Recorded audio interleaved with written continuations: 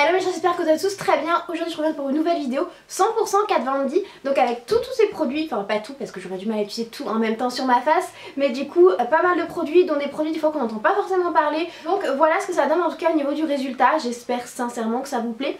Si c'est le cas, n'hésitez pas à me dire ça en commentaire et à me faire mettre un petit pouce bleu, ça me fera vraiment très plaisir. Je vous laisse du coup avec les explications, le tuto, etc. Et en tout cas, n'hésitez pas aussi à laisser vos avis en commentaire, c'est les produits, si vous les aimez, si vous les aimez un petit peu moins, etc. Ça pourra très certainement aider les autres. Donc c'est parti. Donc premièrement je viens utiliser la petite base hydratante que je vais mettre sur tout l'ensemble de mon visage avec ma petite Beauty Blender blanche, donc petite nouveauté qui est spécifique pour les soins et les bases. Ce que j'adore avec cette base, c'est qu'elle est vraiment ultra fraîche, elle est formulée à base d'eau, donc elle est sans corps gras, elle permet même aux peaux mixtes et grasses de l'utiliser pour juste préparer la peau au fond de teint. Ensuite après la base on passe au foundation. Donc le fond de teint, je vais utiliser le Lock It que j'ai en teinte Light 43 Warm. Il y a énormément de teintes, il y en a 30 au total. Il y a des teintes plus claires que moi, donc plus claires que celle-ci parce que là c'est la troisième teinte il me semble. Et il y a aussi des teintes pour peau métisse et black, franchement foncez, vous trouverez forcément votre bonheur. Mais je vais la mélanger aussi un petit peu avec ma base pour avoir quelque chose d'un petit peu plus léger parce que j'ai pas énormément d'imperfections et je veux qu'il soit mat mais pas trop quand même. Bref, je fais moitié-moitié de ces deux là pour vous montrer un petit peu ce que ça donne. Ensuite je vais utiliser du coup le Lock It, mes lentilles-cernes que j'ai en teinte L3 Warm. Ils sont trop beaux, trop magnifiques. Donc évidemment vous en doutez ultra pigmentés, donc je vais en mettre très peu. Il y a un petit embout mousse, je viens juste...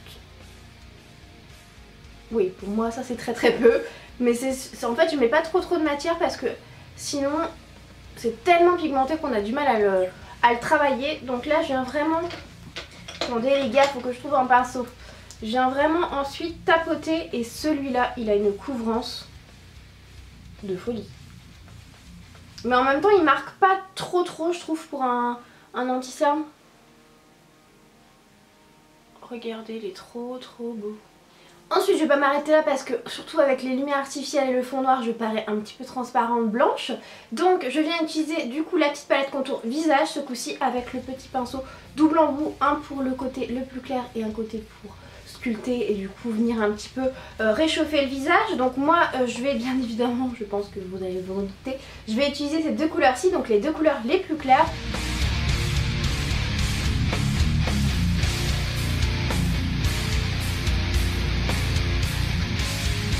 Ensuite on passe aux yeux, je pense que c'est ça qui va plus vous intéresser puisque au niveau du fond de teint, correcteur etc, c'est vrai qu'on a entendu énormément parler. Du coup je viens vous présenter celle-ci, la Shade and Light, mais celle qui est pour les yeux du coup. Alors on a entendu énormément parler sur YouTube, elle est vraiment magnifique, ultra pigmentée et il y a d'ailleurs des fards ici que vous pouvez retrouver dans celle contour visage, mais je voulais aussi vous parler des toutes petites parce que on n'en entend pas du tout parler. Déjà je les trouve vraiment trop mignonnes et en fait c'est sous différents tons. Il y en a une qui est dans les tons kaki, une plus dans les tons bruns, une plus dans les tons gris et il y en a une qui s'appelle Plume, celle-ci, qui est dans les tons un petit peu bordeaux, prune, enfin franchement elle est canon. Il y a 4 fards à l'intérieur, c'est exactement les mêmes fards, ultra pigmentés, je vous la montrerai de toute façon de plus près et je voulais absolument vous montrer celle-ci parce que le fard là, prune, est juste canon. Si vous me connaissez, vous savez que je ne peux pas mettre de fard à paupières sans base, donc là je vais utiliser toujours la Lock It, tout s'appelle comme ça dans la gamme, j'avoue. Donc c'est la base correctrice de couleur pour fard à paupières, donc que j'ai en teinte fer, c'est la plus claire. Il y en a en fait pour différentes couleurs de peau, il y a aussi pour les métissés noirs, ce qui est très intéressant parce qu'en général elles ne trouvent pas ce genre de choses. Donc ça se présente comme un jumbo en fait, c'est un fard crème tout simplement, que je vais venir mettre grossièrement sur ma paupière fixe et mobile et que je vais du coup un petit peu travailler au doigt et du coup la chaleur du doigt va permettre de bien appliquer et bien répartir le produit. Du coup dans la Shade and Light je vais prendre ce petit fard-ci qui est un petit fard très basique tout simplement, qui vient du coup bien unifier la paupière et ça va faciliter du coup l'estompage par la suite. Je reprends du coup la bébé Shade and Light qui s'appelle Plume, donc je vais utiliser le fard de transition, donc le deuxième fard, celui-ci, avec un pinceau un petit peu plus fluffy, vraiment pour venir faire une couleur de transition et pour faciliter mon estompage de la couleur la plus foncée qu'on va mettre après en creux paupière. Ensuite toujours de la même palette, je vais venir utiliser du coup ce magnifique prune que je vais prendre avec un pinceau toujours fluffy mais un petit peu plus précis.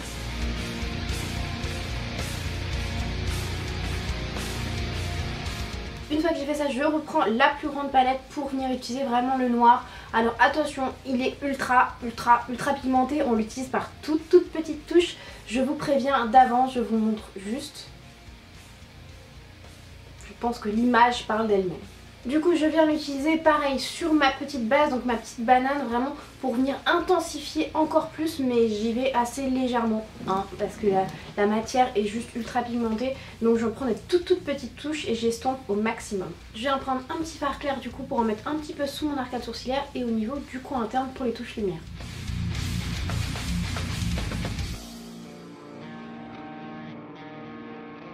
Ensuite, bien évidemment, qu'est-ce que serait Kat Von D et le maquillage Kat Von D sans le liner et sans son tattoo liner du coup, qui se présente comme ceci. En fait, c'est pas forcément, c'est pas un pinceau feutre, je vous montrerai de plus près. C'est vraiment 325, oui exactement. Petite fille, petit picot. En fait, elle a pensé vraiment comme une aiguille à tatouer en fait, et du coup ça permet vraiment d'avoir quelque chose de très précis. Il y a du coup du liquide parce que c'est vraiment un liner liquide du coup jusqu'au bout de la pointe, et c'est d'ailleurs avec ça qu'elle retouche du coup ces petites étoiles qu'elle a tatouées sur le visage. Donc bien évidemment ultra précis, aussi très facile à utiliser puisque il est vraiment assez fin, il est pas trop flexible mais pas trop rigide non plus. Ça fait vraiment penser en fait à un pinceau feutre mais avec une version eyeliner liquide, donc bien noir et surtout waterproof. Ensuite j'ai utilisé son petit mascara, le Pure Amor Immortal Lash. On n'entend pas du tout parler sur YouTube, en tout cas pour les Américains mais pas du tout chez nous. J'en ai jamais entendu parler sur une chaîne française, donc je voulais le tester avec vous. Il y a en fait une petite brosse avec des picots en silicone. Au bout il y a une petite boule avec plein de petits picots en silicone pour faire du coup du cil à cils, pour définir un petit peu plus les cils. Donc on va tester ça, mais en tout cas il promet du coup une longue tenue et de bien recourber et allonger les cils, donc c'est parti. Bah écoutez, c'est plutôt pas mal, je mets une deuxième couche pour voir un peu ce que ça donne, mais je trouve que ça fait vraiment de très beaux cils. Et puis moi un peu avec mes cils de poney, voilà, on peut un peu rien en faire, mais je trouve qu'il recourbe vraiment bien et il donne du coup légèrement du volume. En même temps c'est pas ça qu'il promet hein. Le résultat est plutôt sympa, je trouve que ça donne vraiment des beaux cils, surtout moi qui ai les cils très raides et très courts, donc franchement je suis agréablement surprise. Par contre là au niveau de mes cils inférieurs en fait j'ai utilisé toute la brosse, et là j'ai utilisé juste le petit bout en fait avec les petits picots, et c'est beaucoup mieux. Donc voilà, à tester pour les différentes manières de l'appliquer, mais en tout cas je suis satisfaite de ce mascara.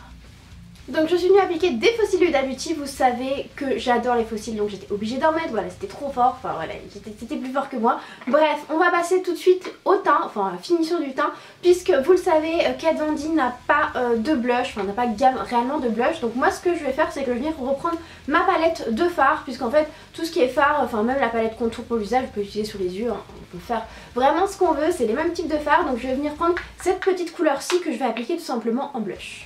En plus ça vous permet totalement de rester dans l'harmonie de couleurs, donc je trouve ça plutôt cool. En plus il est un petit peu plus gros que les autres et du coup ça permet d'en prélever très facilement. Pareil, ultra pigmenté, donc on y va mollo. Pareil, Kat Von D n'a pas d'highlighter puisque elle est vraiment sur le mat, sur la totale couvrance, etc. Quelque chose vraiment qui n'a rien à voir avec le glowy, etc. Mais je vais venir détourner du coup toujours un fard à paupières, c'est un Metal Crush, c'est le Tom Destrus. Aucune idée. Bref, c'est vraiment les fards ultra lumineux. Ils ont une texture de fou, c'est un peu entre le crème et le poudre. Enfin, je les adore, ils sont ultra pigmentés. Et celui-ci, il a des reflets de fou. Je sais pas si vous allez voir avec les éclairages, évidemment vous n'allez rien voir. Bref, reflet de fou, donc je vais venir l'utiliser en highlighter et un petit peu au coin interne et sous l'arcade sourcilière, puisque je trouvais que c'était un petit peu trop mat pour moi qui aime vraiment l'effet très glowy.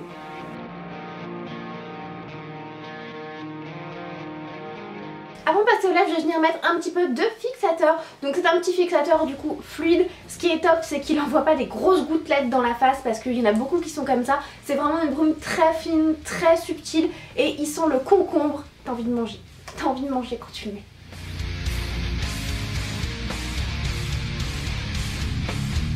Ensuite on passe vraiment aux lèvres, ça y est. Plus de suspense. Il est trop canon. c'est le Exorcisme, c'est l'une des couleurs les plus foncées, il y a vraiment du noir, il y a le Echo aussi qui est bleu, il y a des couleurs ultra extravagantes, il y a des couleurs très naturelles. Vous pouvez trouver exactement ce que vous voulez. Il y a une gamme de rouges à lèvres classiques du coup qui sont longue tenue, qui sont semi-mat, qui sont bien crémeux. Et il y a du coup les Everlasting qui sont des rouges à lèvres mat et liquides qu'il faut travailler en 2 couches. Je vais vous le montrer. Moi comme c'est une couleur assez foncée, vous pouvez le porter juste comme ça, mais je vais quand même venir travailler mon contour des lèvres pour que ce soit vraiment parfait. J'adore faire ça, je le fais à chaque fois même pour les couleurs les plus claires, mais vous n'êtes pas obligé. Surtout pour les couleurs les plus claires, sincèrement vous n'en avez même pas besoin parce qu'ils sont ultra précis. Mais là je vais quand même faire une petite entorse en utilisant un petit crayon Make Up Forever qui est le 12C contour des lèvres. On va venir le travailler en 2 couches. Je vais mettre la première couche du coup vraiment pour faire une base. Vous allez voir que c'est pas forcément homogène, mais dès la deuxième couche vous aurez vraiment l'opacité totale et surtout une longue tenue. Deuxième couche, c'est parti mon kiki.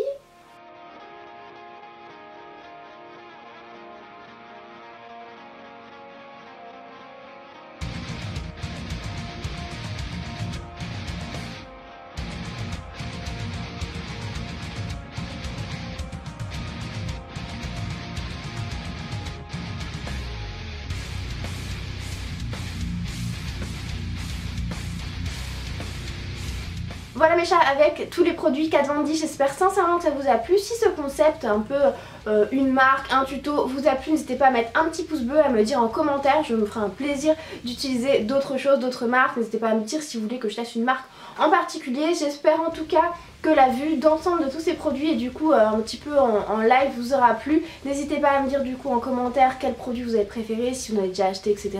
Je vous répondrai avec grand plaisir, même si je sais je suis un petit peu longue à répondre, mais je réponds, promis. Voilà, donc j'espère sincèrement que ça vous a plu. Moi je vous fais plein de gros bisous et je vous dis à très bientôt. Mouah.